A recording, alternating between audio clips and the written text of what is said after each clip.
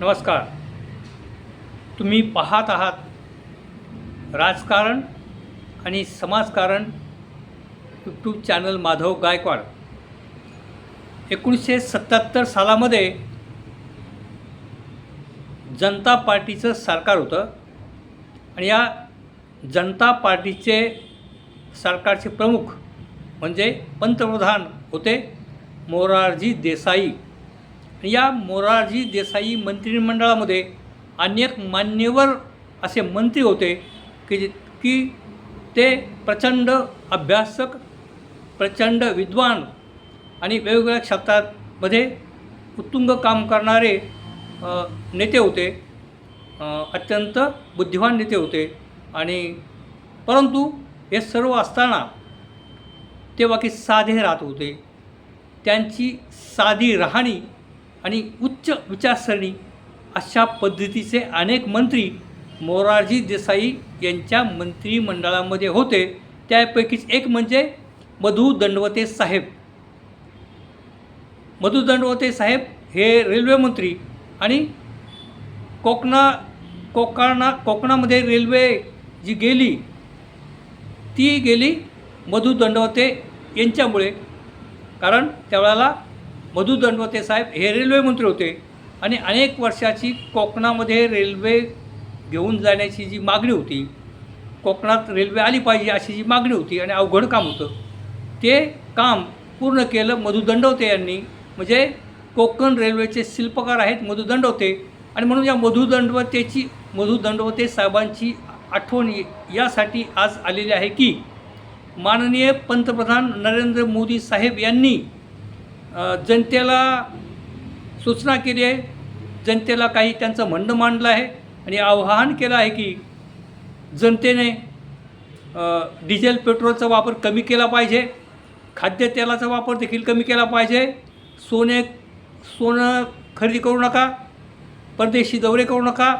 तर अशा पद्धतीचं आवाहन आपल्या पंतप्रधान साहेबांनी केलेलं आहे आणि ते योग्यच आहे. कारण की अमेरिका, इस्रायल आणि इराण यांच्या युद्धामुळे भारत देशामध्ये येणारं जे वेगवेगळ्या देशातून येणारं तेल असतं म्हणजे डिझेल, पेट्रोल आणि इतर कच्चं तेल असतं, ते येण्यासाठी मोठ्या अडचणी निर्माण झालेल्या आहेत. जहाजही भारतामध्ये येऊ शकत नाही. म्हणून तुटवडा पडण्याची शक्यता आहे. आणि म्हणून यापुढील काळात देखील हे युद्ध आणखीन काही भडकलंच तर सध्या स्थितीमध्ये असणारे जो साठा आहे डिझेल, पेट्रोलचा आणि इतर तेलाचा, तो जर संपला तर मोठं संकट येऊ शकतं. आणि म्हणून माननीय पंतप्रधानांनी आवाहन केलं आहे की काटकसर करा, म्हणजे जास्तीत जास्त प्रमाणात गाड्या वापरू नका आणि गरज असेल तरच गाड्या वापरा.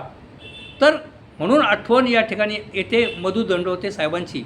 ज्या वेळेला मंत्रिमंडळ दिल्लीमध्ये स्थापन होत होतं त्यावेळेला मोरारजी देसाई यांनी काही अधिकारी आणि काही नेत्यांना मधु दंडवते यांच्या घरी पाठवलं आणि मधु दंडवते ज्या एका फ्लॅटमध्ये राहत होते तिथं ते अधिकारी जातात आणि सांगतात साहेबांना मंत्रिमंडळामध्ये शपथविधी आहे, आम्ही तुम्हाला न्यायला आलो आहेत. तर मधु दंडवते साहेब ते त्यांचे काही तिथे माणसं होते ते म्हणे ते बाथरूममध्ये आहेत. पण मग तो दरवाजा थोडासा उघडा होता. अधिकाऱ्यांनी आणि तिथल्या नेत्यांनी पाहिलं तर मधु दंडवते साहेब स्वतःची कपडे स्वतः धुत होते. एवढी मोठी व्यक्ती, अर्थतज्ञ आणि एक विद्वान माणूस, स्वातंत्र्य सैनिक, तर ते स्वतःचे कपडे स्वतः धुत होते. आणि मग त्या तिथील अधिकाऱ्यांना देखील आश्चर्याचा धक्का बसला आणि मग सांगितलं की मोरारजी देसाई साहेबांच्या त्यांचं निमंत्रण आहे, तुम्हाला उद्या शपथविधी घ्यायचा आहे. आणि तो शपथविधी झाला.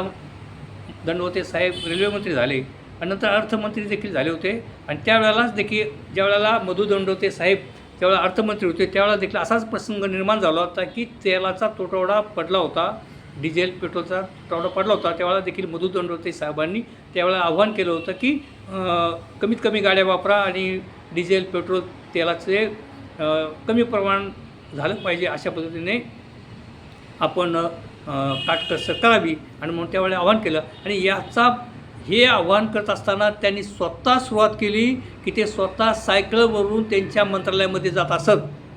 म्हणजे कुठल्याही प्रकारची सरकारी गाडी न वापरता ते सायकलवरून त्यांच्या मंत्रालयामध्ये जात असत. आणि मग त्याचा परिणाम असा झाला की वेगवेगळ्या असलेल्या राज्यांमधले मुख्यमंत्री असतील, त्यांचे मंत्री असतील, मग आमदार खासदार असतील, हे देखील जितकं शक्य होईल तेवढ्या सायकलचा वापर करू लागले किंवा पायी जाऊ लागले किंवा कमीत कमी प्रमाणात गाड्या घोड्या ते वापरू लागले. तर सांगायचा मतलब असा की आता पंतप्रधान साहेबांनी जे आव्हान केलं आहे, तर खरं म्हणजे अनेक राज्यांमध्ये भारतीय जनता पार्टीचे मुख्यमंत्री आहेत आणि अनेक राज्यामध्ये जनतेला जसं आव्हान केलं तसं माननीय पंतप्रधान साहेबांनी आता ते केलं असेल, पण त्यांनी करायला पाहिजे की त्यांच्या राज्यातील त्यांच्या पक्षाचे जे जेवढे मुख्यमंत्री आहेत त्यांना आदेश दिला पाहिजे की तुम्ही कमीत कमी प्रमाणात गाड्या वापरा, कमीत कमी प्रमाणात पेट्रोल डिझेलचा बचत करा आणि तुमच्या मंत्र्यांना आदेश द्या तुम्ही देखील जास्त प्रमाणात गाड्या घोड्या वापरू नका. कारण एक मंत्री जातो त्यावेळेला त्याच्यामागे 50, 60, 100 गाड्या असतात, त्याचा ताफा असतो प्रचंड.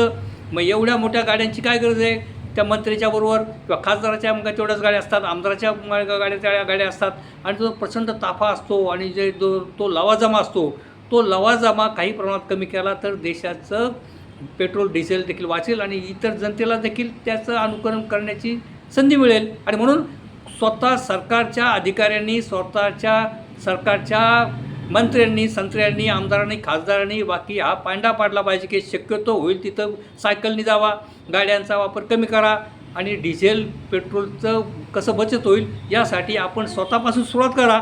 मग जनता देखील तुमचं पाहून जनता देखील काटकसर करण्यासाठी सुरुवात करेल. त्यासाठी स्वतः मंत्र्यांनी बाकी या ठिकाणी काटकसर करणं गरजेचं आहे आणि जे वायफळ खर्च होतो तो देखील मंत्र्यांनी वाचवला पाहिजे असं सामान्य जणांना वाटते. आता प्रत्येकजण उठतो आणि सामान्य मध्यमवर्गीयांना, गरिबांना उपदेश करत असतात, आवाहन करत असतात, परंतु स्वतः मोठी जी मंडळी आहेत त्यांनी देखील या गोष्टीचा अवलंबन केला पाहिजे की कमीत कमी गाड्या वापरून कमीत कमी पेट्रोल डिझेल उडणार नाही, त्याचं नाश होणार नाही याची दक्षता इतर मोठ्या लोकांनी देखील घेणं गरजेचं आहे आणि ती सुरुवात करणं आहे माननीय पंतप्रधान साहेबांच्या मंत्र्यांपासून ती सुरुवात झाली पाहिजे. या ठिकाणी आपल्याला आठवण सांगतो की ज्या वेळेला पुढे मग जनता पार्टीच्या नंतर अनेक वेळाला 3-4 वेळाला माननीय अटल बिहारी वाजपेयी यांचं भारतीय जनता पार्टीच्या नेतृत्वाखालील अनेक पक्षांची मिळून तिथं सरकार आलं होतं आणि त्या एका मंत्रिमंडळामध्ये होते ते आता आपल्याला हयात नाही, ते प्रमोद महाजन साहेब.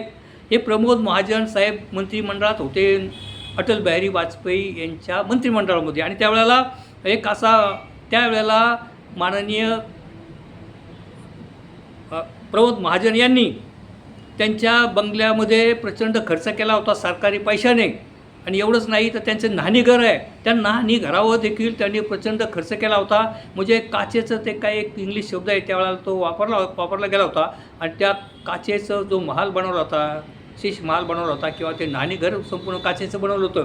हे मी यासाठी सांगतो की मी स्वतः तो अग्रलेख वाचला आहे की त्या काळामध्ये नवा काळचे जे संपादक होते निळूभाऊ खाडीलकर, या निळूभाऊ खाडीलकरांना अग्रलेखाचे बादशाह म्हणत असत आणि जुनी वाचक मंडळी आहे जे पेपर सातत्याने वाचतात, जुनी मंडळी जी वयस्कर मंडळी आहेत त्यांना काही आठवत असेल की त्यावेळेला निळूभाऊ खाडीलकर यांनी एक अग्रलेख लिहिला होता नवाकाळमध्ये आणि तो अग्रलेख लिहिला होता प्रमोद महाजन यांच्यावर आणि प्रमोद महाजननी सरकारी पैशाच्या माध्यमातून आपल्या बंगल्यावर किती खर्च केलेला आहे आणि विशेषतः त्यांच्या न्हाणी घरावर त्यांनी किती खर्च केलेला आहे हे निळूभाऊ खाडीलकरनी अग्रलेखामध्ये म्हटलं होतं. आणि मग तेव्हापासून अनेक मंत्र्यांना सरकारच्या पैशाच्या माध्यमातून आपले बंगल्यावर हजारो लाखो रुपये खर्च करण्याची एक पद्धत निर्माण झाली आणि ती एक फॅशन निर्माण झाली आणि जनतेचा पैसा तशा पद्धतीने वारंवार उडवला जातो आणि गाड्या घोड्यांचाच काय प्रश्नच नाही, त्या गाड्या घोड्या देखील भरपूर प्रमाणात वापरल्या जातात आणि म्हणून त्यापासून आता तर बाकी ती एक मोठी फॅशन झाली आहे. आणि नवीन मंत्रिमंडळ आलं, नवीन मंत्री आले की लगेच ते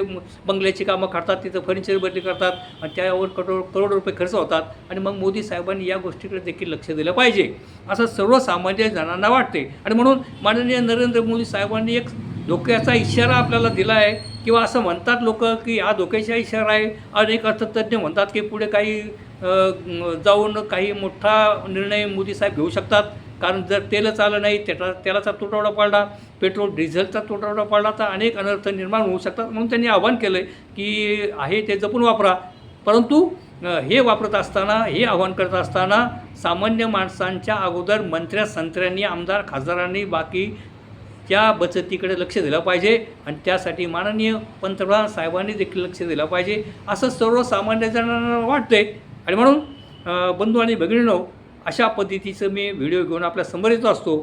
तर आपण या माझ्या व्हिडिओला लाईक करा आणि आपण जर पहिल्यांदाच माझा व्हिडिओ पाहत असाल तर माझ्या राजकारण आणि समाजकारण यूट्यूब चॅनल माधव गायकवाड या चॅनलला आपण सबस्क्राईब करा ही विनंती. धन्यवाद.